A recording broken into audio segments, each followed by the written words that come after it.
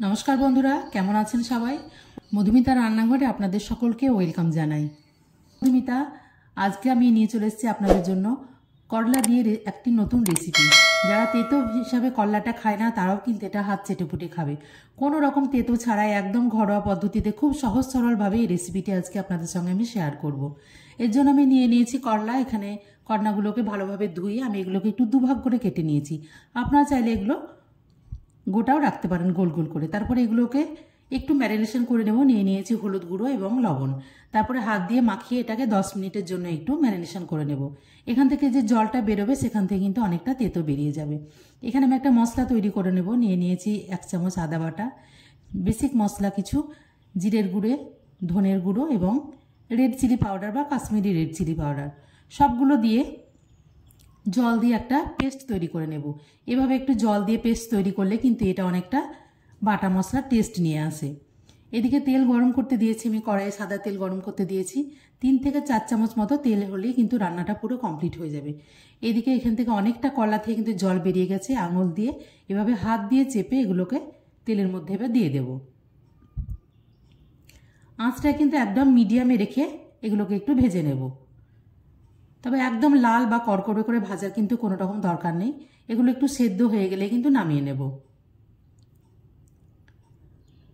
একদম এগুলো ভাজা হয়ে গেছে, এবার তেল থেকে ভালোভাবে তুলে নেব।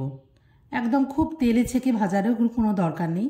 এভাবে রান্না করলে কিন্তু একদম তেতো লাগবে না, খেয়ে বুঝতেই পারা যাবে না যেটা করলা রেসিপি তৈরি করা হয়েছে।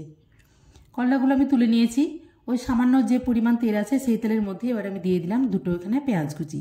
পেঁয়াজটা খুব ছোট ছোট লম্বা লম্বা স্লাইস করে আমি কেটে নিয়েছি। পেঁয়াজটাকে একটু ভালো করে ভেজে নেব, লাল করে ভেজে নেব। পেঁয়াজটা ভাজা হয়ে গেছে। এবার আগে থেকে যে মশলাটা আমি একটা বাটির মধ্যে ভিজিয়ে রেখেছিলাম জল দিয়ে, সেই মশলাটা এর মধ্যে দিয়ে দেবো।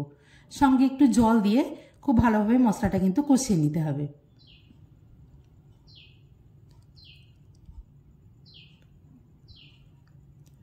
মশলাটা একদম কষানো হয়ে গেছে। এবার এখানে আমি 2 চামচ মতো টক দই এটা ভালোভাবে ফেটিয়ে নিয়েছি। টক দইটা এখানে দিয়ে দেবো। টক দই যদি আপনারা না দিতে চান তাহলে কিন্তু এর জায়গায় টমেটোও দিতে পারেন। তবে টক দই দিলে রেসিপিটা কিন্তু টেস্ট একদম 10 গুণ বেড়ে যায়।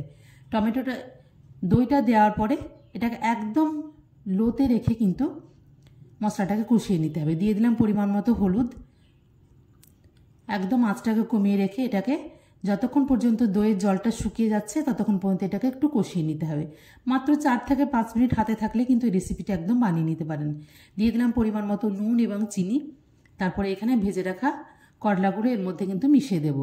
আমার এই রেসিপিটি যদি আপনাদের ভালো লেগে থাকে চ্যানেলটিকে সাবস্ক্রাইব করবেন, লাইক, শেয়ার এবং কমেন্ট করে আমার পাশে থাকবেন। দেখুন একদম মশলা থেকে কিন্তু তেল ছেড়ে গেছে। আগে থেকে ভেজে রাখা যে করলাগুলো দেব তার আগে কিন্তু এখানে একটু জল দিয়ে দিয়েছি। জল দিয়ে এটাকে একটু ফুটতে দেব। তারপর এখানে আগে থেকে ভেজে রাখা করলাগুলো দিয়ে দিলাম।